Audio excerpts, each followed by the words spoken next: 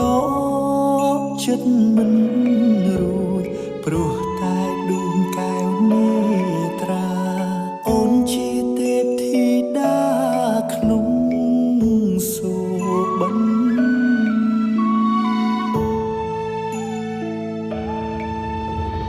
សំរទេពអប្សរមិនល្អ